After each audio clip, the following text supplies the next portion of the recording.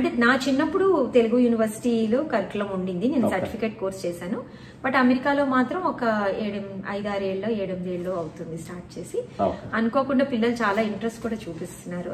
దాని ద్వారా ఏంటంటే ఆ పాత పద్ధతుల్లో అసలు కూచిపూడి ఏంటి, ఎక్కడి నుంచి పుట్టింది, వాటి అంటే మినిమం బేసిక్ మూవ్మెంట్స్ కూడా ఏ టెక్నికల్ టర్మ్స్ మనం వాడతాము అవన్నీ కూడా వాళ్ళకి చక్కగా, అంటే రెగ్యులర్ డాన్స్ క్లాస్ లో కొన్ని చెప్పడానికి కుదరదు, అన్లెస్ అంటే మీరు థియరీ నేర్చుకుంటాను అని అంటే తప్ప. అంటే టైం కుదరదు ఇక్కడ. పిల్లలు ఒకటి కాదు కదా, 10 రకాల్లో ఉంటారు. 1 అవర్ క్లాస్ కి పిలవాలంటేనే అదొక పెద్ద గగనం అయిపోతుంది.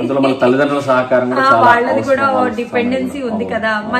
మనకేంటంటే మన ఊళ్ళల్లో ఇండియాలో ఏంటంటే అదే కాలనీలో డాన్స్ టీచర్ ఉంటే ఇలా నడుచుకుంటూ గల్లీలోంచి వెళ్ళిపోయి క్లాసులు నేర్చుకుని సంగీతం కానీ అంటే అలా ఉండేది పద్ధతి. ఇక్కడ అలా కాదు, కారు కావాలి, దానికి పేరెంట్స్ మీద డిపెండెన్సీ, సో టైము ప్లస్ అన్ని. అందుకని మేము కూడా ఎంకరేజ్ చేస్తున్నాం, అందుకే థియరీ నేర్చుకో, అట్లీస్ట్ ఎగ్జామ్స్ రాస్తే వాళ్ళకి క్రెడిట్స్ ఉంటాయి కాలేజ్ కి, వాళ్ళకి కూడా ఒక ఆర్ట్ ఫామ్ పరిపూర్ణంగా నేర్చుకున్న ఫీల్ కూడా రావాలి కదా. ఏదో ఊరికే వీళ్ళు చేస్తున్నారు కాబట్టి మనం నేర్చుకుంటున్నాం అని అనుకోకుండా ప్రతిదీ తెలిస్తే బాగుంటుంది అని